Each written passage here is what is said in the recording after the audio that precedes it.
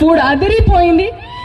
And మళ్ళీ మీ ప్రేమతో నేను ఇంకా మళ్ళీ ఇక్కడికి రావాలి వస్తున్నా, ఇది నా కోరిక. లక్కీ భాస్కర్ చూసారా అందరూ? నచ్చిందా? ఇది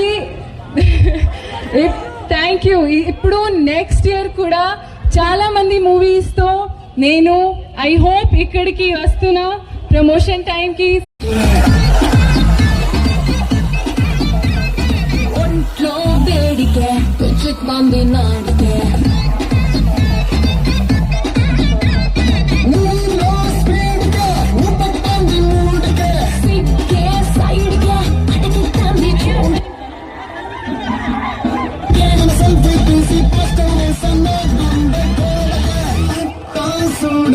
ಮತ್ತೆ ಕಾಂತೆ ಜೀವಿಕೆ